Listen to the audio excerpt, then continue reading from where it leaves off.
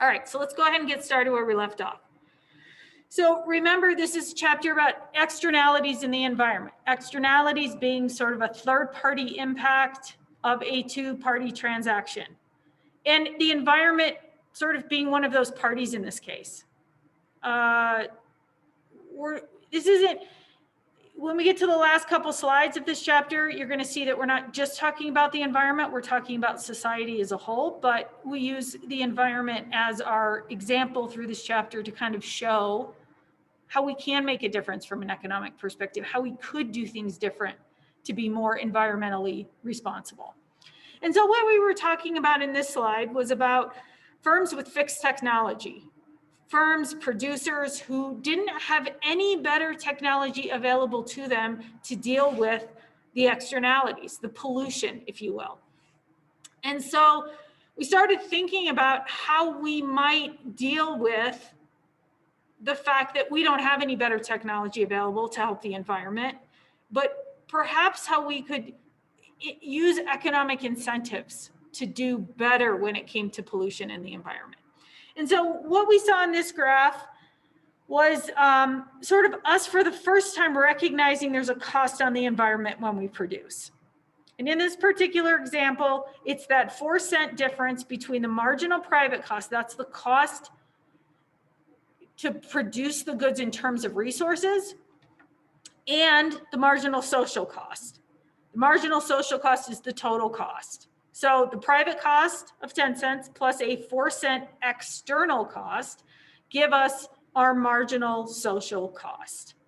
And then when we looked at the equilibrium, how the equilibrium would change if we did take that external cost into account, what we saw was that not only would we get that 4 cents, not only would you and I be paying the full cost of 14 cents for this electricity, but that we would get that 4 cents to use ideally, right, for environmental issues, environmental causes, trying to reverse some environmental damage. Can't all be reversed, right? But having money to apply towards the environment and improve technologies and things like that, I mean, it's not a bad thing, right? Does it mean there's less consumer surplus for you and I? Yeah, that's what it means.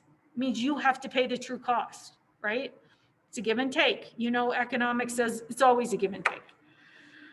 So it not only means we get that 4 cents, but it also means that our demand is lower. So our demand would go from 50 million kilowatt hours to 35 million kilowatt hours. And we know with fixed technology, the only way to decrease pollution is to decrease production. And so if you and I had to pay the true cost, we would obviously demand less because you and I demand less at higher prices, and that would work out to the environment's advantage, okay? Now, from an economic perspective, we actually feel like you should have to pay the cost of the things that you consume. Right now, we don't do it this way, right? This is hypothetical because we don't recognize the cost to the environment in most cases, okay? The government really has to be the one to push this. This can't just happen. Firms don't have enough incentive, right, to do this. Most firms. There are firms out there who are conscientious of their impact on the environment and are willing to forfeit some profits in order to do their part. Okay, so now let's switch to a different type of technology. So we're no longer dealing with fixed technology or no better options. Here we're talking about variable technology. Now, there are going to be a lot of instances in which companies have better technology available to them to use to decrease emissions, decrease pollution, whatever. But that they opt not to use because they're not required to use.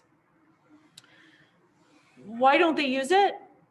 Because it's expensive, right? Because when they do the cost-benefit analysis, they just can't make it work, right?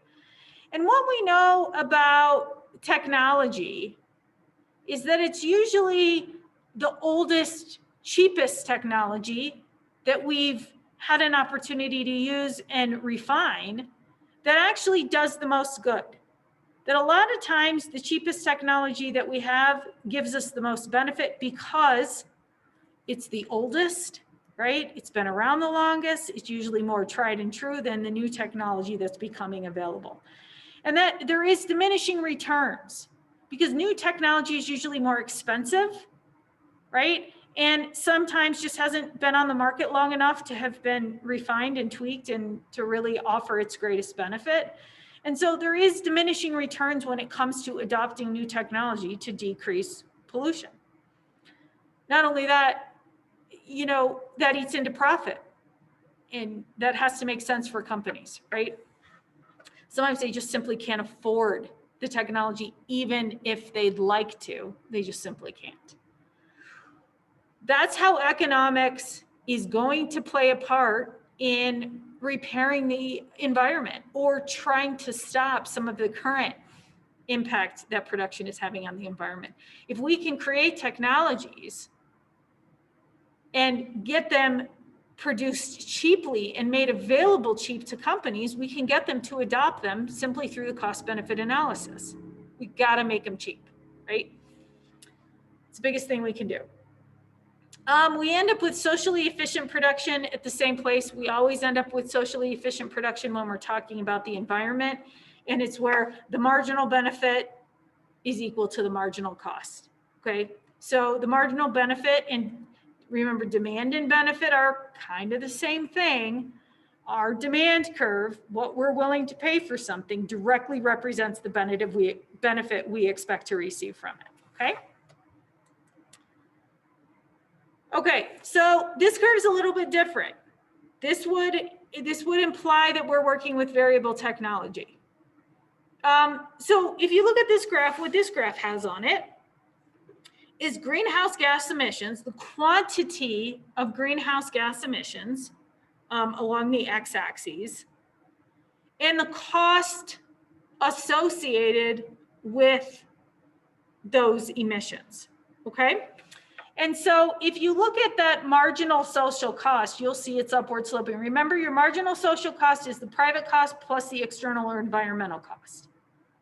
So the cost is going up. So as greenhouse gas emissions, right, get lower, the cost of reducing those emissions gets higher because of those diminishing returns. And then you can see that you have your marginal social benefit curve, which is downward sloping. That's kind of the demand curve, remember? A lot of times we say that's the benefit curve, the demand curve, they're going to be about the same thing. Because you and I really maximize our benefit, really get the most benefit when we get the air from totally toxic down to breathable levels, right? And so that happens on that steep end of the curve where we take those high greenhouse gas emissions and we begin to decrease them, right? To make the air just breathable, non-toxic. And so you can see we do have an equilibrium there at point A. That is the socially optimal level of greenhouse gas emissions, according to an economist, according to that economic way of thinking. If we were to spend the money on the technology to decrease greenhouse gas emissions from that equilibrium A down to point B, or greenhouse gas emission level A prime, right? You might initially think, well, it's a good idea to get greenhouse gas emissions low. The lower the better, right? Well, yeah, except that comes at a cost. And so when we think about it from an economic perspective, we have to think about the cost, not just the benefits, right? And so if you look at that point, points B and then point C up on the marginal cost curve, you can see that to get greenhouse gas emissions lower than would be socially optimal, it creates a situation where the cost associated with that clean air is greater than the benefit of that clean air. That's why it's not socially optimal. Now, there's somebody out there that says that's a good idea. We should spend resources on getting greenhouse gas emissions lower. Well, here's the problem with that, is when you're doing that, you're taking money away from something else. Remember, we don't have an unlimited pool of money we're working with. Seems like it sometimes, but we don't. And that when you spend money on something that doesn't derive that much benefit, what you're doing is taking that money away from someplace else where we would perhaps derive more benefit from those dollars. Healthcare, education, right? Other places. So there is a socially optimal level of pollution. It's a simple cost-benefit analysis. How can we change this? How can we change that equilibrium? Well, one of these curves has to shift, right? It's the only way that you and I can get cleaner air and for it to be at a socially optimal level. So that's what these next graphs are going to show you, okay? This is the graph you just saw, but we're going to see if we can't get some shifts to happen here, okay? Or we can't propose some shifts that would change that socially optimal level and actually give us cleaner air. So if we look at this first example, this is really where economics comes in, right? This is us getting a new equilibrium and more clean air at a socially optimal rate by decreasing the cost associated with clean air. Well, how do you decrease the cost? Well, you decrease the cost of the technology so that firms can implement it and survive. And so this shift of the cost curve that creates this new equilibrium is by us somehow developing technology and getting good at developing technology where we can create economies of scale with that technology and we can make it more readily available at a lower cost. This is typically a government-driven activity, incenting environmentally friendly technology to be developed to a point where we can see some economies of scale and the cost for that technology can come down so that maybe we can realistically require companies to implement the technology. We can't realistically do that at a really high cost. We'll just drive companies out of business, right? And so that's one way to change the equilibrium in the environment's favor.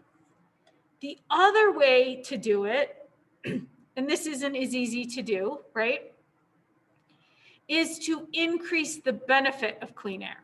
Increase the benefit that you and I recognize from clean air. How do we get you and I to value clean air more? Well, it's kind of a hard thing to do. But if we were to do some sort of research and find out that cleaner air would decrease the number of cancer cases by 25% in this country, and we accepted that science as truth, that would increase the benefit of clean air to us. And if we increase the benefit of something, then we also increase the price you and I are willing to pay.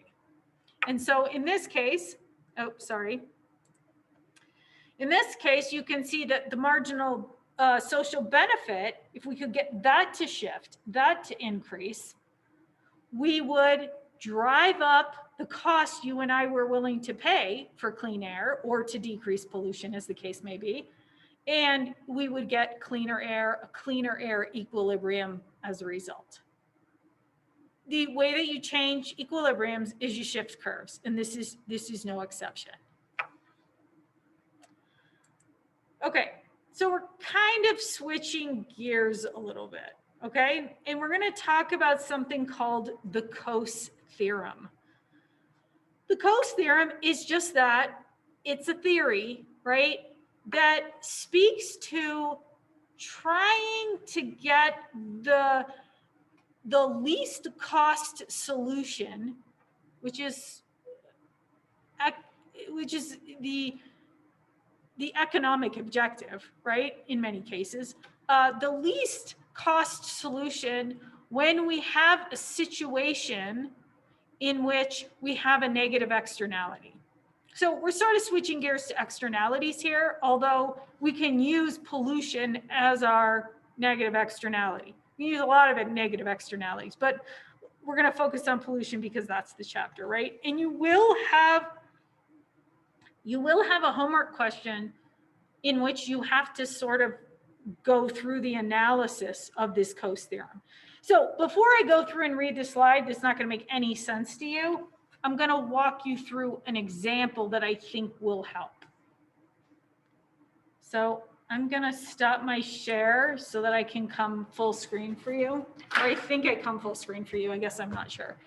And let's talk through an example. I think this is from your book. So let's say we have a situation where we have a factory operating next to a scientific laboratory. And the negative externality here is that this factory runs 24/7.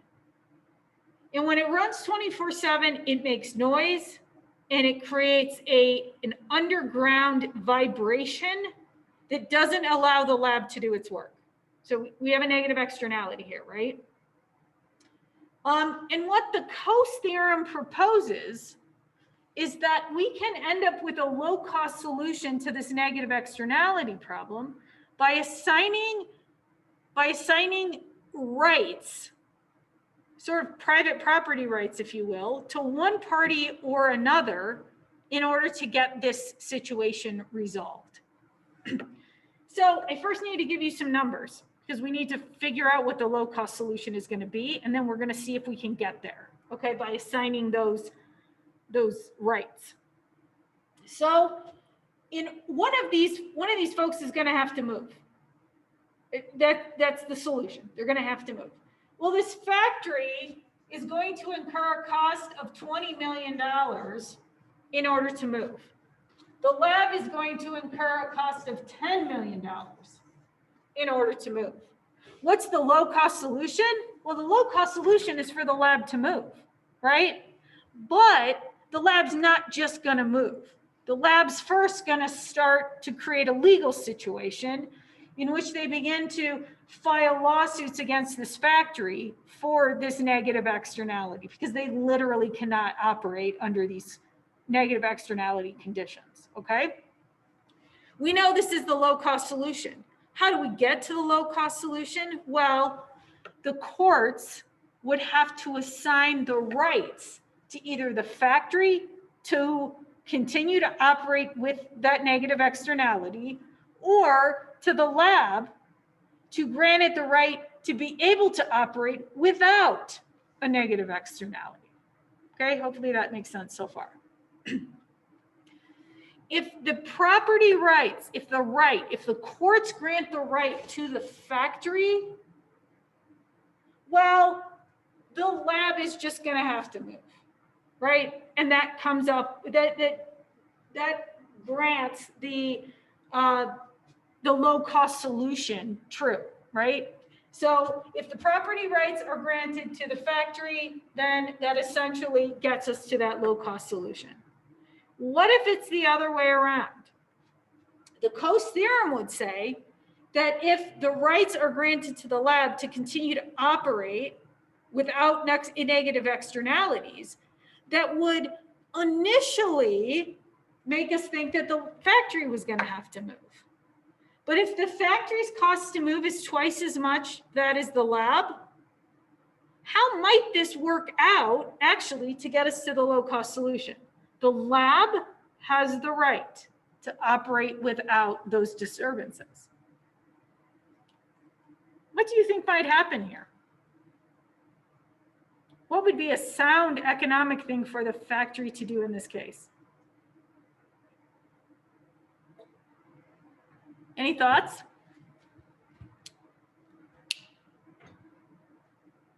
They're faced with a position where they might have to spend $20 million to move their factory.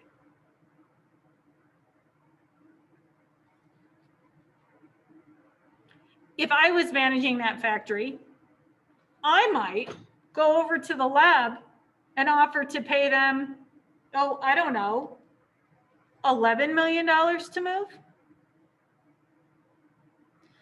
That is cheaper than me moving and creates an incentive for the lab to move.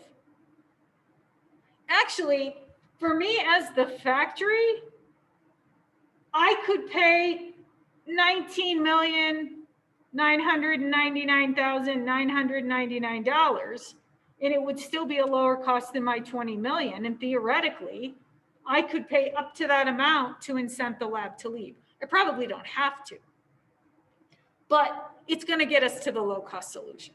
So the Coase theorem that says that we can usually come to a low cost solution when we assign that right to one party or another in a negative externality situation. Now let's go back to that slide. We can't always get this to happen, okay? Coase theorem has certain conditions that must be present. So the first thing is, this only works in situations with low transaction costs. Transaction costs, that's the time and energy we spend carrying out a transaction. So we have to be located in the same general vicinity. There has to be a very small number of parties involved to keep that time and energy of the transaction low, right? If there's a large number of parties involved, if there's 20 different operations in this scenario, it's probably not going to work. We're probably not going to end up with a low cost solution.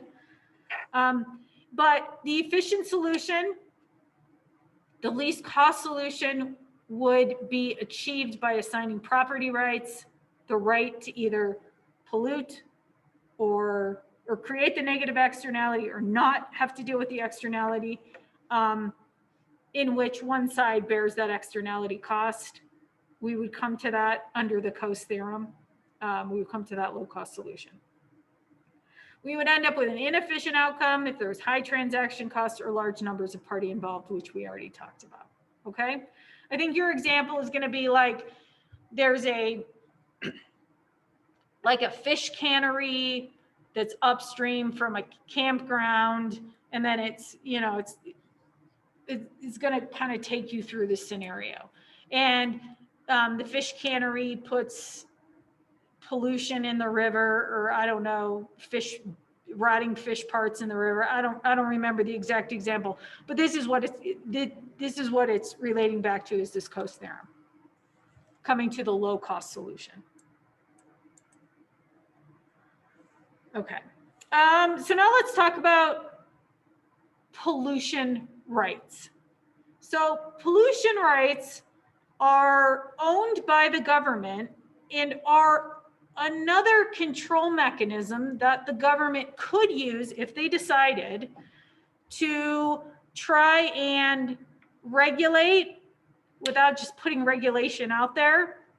It's sort of a backdoor way to regulate pollution in a way that creates revenue for the government. So it makes sense, right? So pollution rights are just that.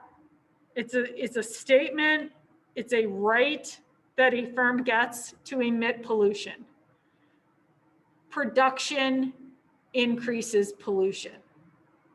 Now, if you can, as a government, determine what the socially optimal level of pollution would be and sell exactly that many rights to companies to pollute, it's kind of a win-win situation, right? It creates revenue for the government and creates the socially optimal level of pollution.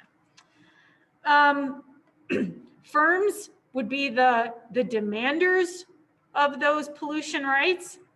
Firms are the ones that want to pollute. Their value of those pollution rights is going to have to do with the revenue that they can generate through that pollution.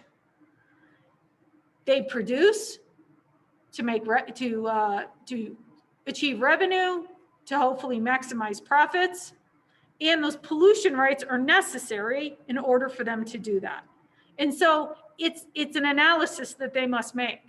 How much are the pollution rights? How much revenue and profit can we generate? Do we demand those pollution rights? So it's a company by company analysis and drives the market. It's supply and demand, okay? So let's look at a graph. This is gonna be the last graph we have to look at in this chapter. Pretty simple, but this would be a graph for the market on pollution rights. The government does sell pollution rights. Whether they sell the socially optimal level, I don't know. But in this case, if the government theoretically found the socially optimal level of pollution and sold exactly that many rights to pollute, they could manage that pretty well. So you can see this perfectly inelastic supply curve at 100 tons of discharge per day. This is pollution into a river. So if they set that maximum number of tons of discharge per day at 100 tons, and then they were to create a demand curve based on what the firms were willing to pay to pollute, which has a direct relationship to the revenue that production generates, right? If they were to graph that demand curve, there would be an equilibrium for those pollution rights in this market, in this case of $25. That original demand curve D. Now, these curves can shift, right? The government could decide to supply a different quantity of pollution rights, but more likely, the demand for the pollution rights would shift based on a lot of different factors, resource costs, all sorts of different things. Or in this case, I believe this shift was caused by new firms entering the market, new producers entering the market. Clearly, if there are more producers in the area, there's going to be a higher demand for pollution rights in the area. And that could increase the cost of those pollution, or the equilibrium cost of those pollution rights. If we saw a decrease, right, that would decrease the cost of those pollution rights, or the equilibrium price of those pollution rights. It's just another way that the government can use regulation, in this case, to increase their revenues and hopefully keep pollution to socially optimal levels, which isn't zero from an economic perspective. Okay, so let's talk a little bit about environmental protection. We'll go through some specifics about air pollution and water pollution and hazardous waste and some of the big environmental issues that we have. So up until the 1970s, we really didn't have any environmental protection to speak of. It was really during the 1970s that we saw a shift in our social perspective on the environment and trying to make some changes. And so this is when we saw the EPA, the Environmental Protection Agency, a government agency, come in, write some laws, be created, and write some laws regarding some of our biggest issues, which were air, water, and toxic waste. So you can see that over that decade, we saw increased protection. And then it sort of culminated with the Superfund Law of 1980. And the Superfund Law of 1980, for the most part, dealt with toxic waste and old mine shafts, open mine shafts that had been left from activities before the 1970s. So there's still all of this environmental stuff that happened before there was any protection. And the Superfund was a way to collect taxes from current producers in order to create a fund to deal with some of the environmental issues created before there was any regulation. And a lot of this had to do with the dumping of toxic waste or all of these empty mine shafts. There's hundreds, if not thousands, of these open mine shafts, especially throughout the West, right? They do pose a hazard to wildlife, pose a hazard to humans, and toxic waste obviously is an issue too. My dad actually bought some property back in Illinois probably in the 80s, that he didn't know, but had previously been a toxic waste dump. And Superfund came in and, you know, did their best to try and remove soil and remove water and all of that kind of stuff that had that toxic waste. So it's a thing, and it's pretty effective. So air pollution, that's one of the big ones we talk about because it creates the global warming, the erosion of the ozone layer. And so it's one of those things that we usually address first. Water's next. So we do, from an economic perspective, value the atmosphere and clean air as an economic resource. People value it. Maybe not all people value it. It doesn't explain why people live in LA, right? But we do value clean air, and a lot of times people will move in search of clean air, right? We know that it creates health problems and all sorts of other issues. Here is a breakdown of where air pollution comes from. 40% from automobile emissions. It's why we kind of have to deal with that issue sooner rather than later. 40% from consumer products. I don't think you and I realize how much pollution comes from just the things, the consumer products you and I use every day. This can, baker's yeast creates a huge amount of pollution. I had no idea. Aerosol cans, paint thinners, all sorts of those things that you and I use in our day-to-day life, maintaining our homes or doing household production, are going to be huge in terms of air pollution. What is also included in here is our food supply. And you probably already know this, but cattle is a huge problem. Livestock is a huge problem in terms of air pollution. Their digestive system is toxic. And the more beef we eat, the more beef we raise, the more livestock we raise. I mean, that is something you clearly cannot control. And so it's a huge factor in terms of air pollution.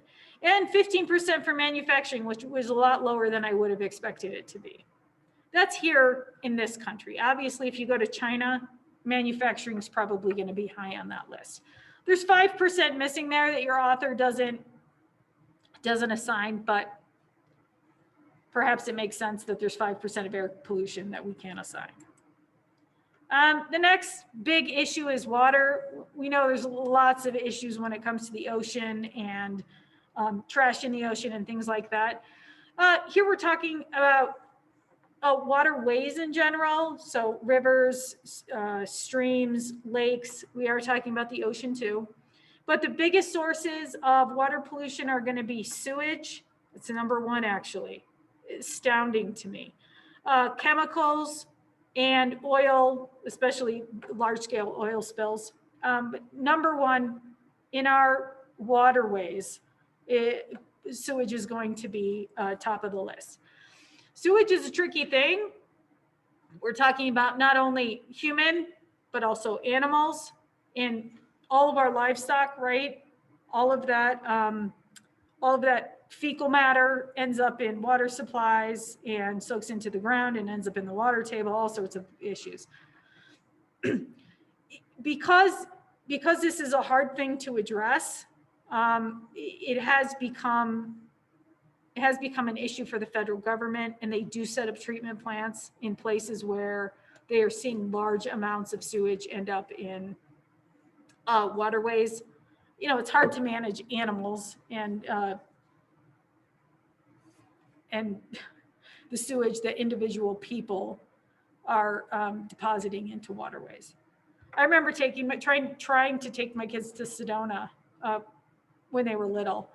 And there was a big sign that said there was too much fecal matter in the water. So I don't think we've been back since, but you know, it's a real problem. It comes from upstream and it just accumulates as water runs from point A to point B, and definitely a thing. We talked a little bit about the hazardous waste, the Superfund that really is taxed with dealing with hazardous waste issues. That Superfund law of 1980 made huge strides when it came to making companies responsible for their own toxic waste. Up until the 1980s, a producer, a firm, could essentially pay someone to haul their toxic waste away. And the minute it left their property, they were no longer responsible for what happened to it. New Jersey actually became a huge dumping ground for toxic waste. From Philadelphia, from New York City, people would just buy land in New Jersey and haul, as a business, haul toxic waste to the property and just literally dump barrel upon barrel of toxic waste on this land.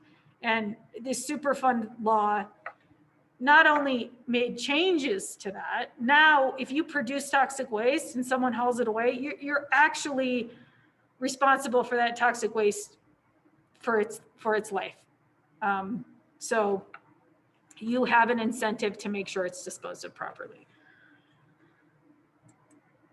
Okay, let's talk a little bit about positive externalities. We've talked in this entire chapter about the negative externalities. The positive externalities that have social consequences are also worth talking about. We could find some examples in terms of the environment, obviously, but your author has chosen to sort of take a turn and switch off this environmental topic and talk about some other positive externalities that we might see. And so we're going to use his examples. The first one is vaccination, which I realize is highly controversial. And I'm not going to take one stance or the other. I'm just going to talk about it from your author's perspective. But there are times in which we see positive or beneficial externalities exist when it comes to the consumption and production of goods and services. And so it's not all bad. It's not all bad news. What we need to recognize is that when there are positive or beneficial externalities available, we should try and capitalize on that. We should try and incent people to create positive externalities. Your author uses the example of vaccinations, which couldn't be any more timely, probably, but what he says is that, the vaccine itself typically has a benefit to the person, a personal benefit to the person that actually receives the vaccine, but then creates a situation where that protects the rest of society from that disease as well. We have been able to eradicate some diseases through vaccination. I'm not saying that hasn't come at a cost, but a lot of times, if we as a society can recognize that there is not only a personal benefit of certain goods and services, the consumption and production of certain goods and services, if we not only recognize that there's a personal benefit, but also a benefit to society, maybe we'd be willing to spend more money on that production, whether it's through tax revenues or whatever, if we recognize those positive externalities, which some people do and some people don't, and that's okay. But this last graph, I think, is a great example that I think we can all agree on, especially because you're all enrolled in a university and I am a teacher. And that's the beneficial or positive externality that education brings to a society. And you can see in this particular example, we have the private marginal benefit, that lower demand curve, that darker demand curve, right? That would represent the benefit to the person being educated. But there is an external benefit to you personally being educated. And that's that it does trickle over into a positive externality for society. What does society get? What is that external benefit that society gets because you personally get educated? Or because children get educated. What do you think some of those benefits are? There's a few big ones.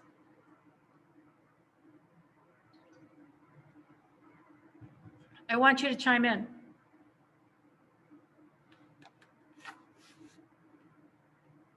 The external benefits of education.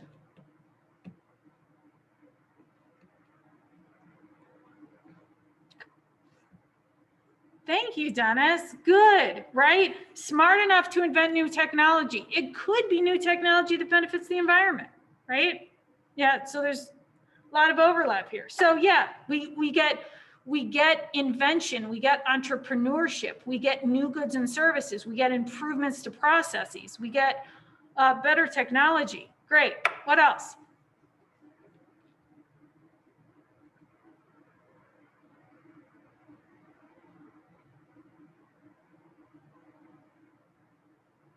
Nothing else that you can say about educating people?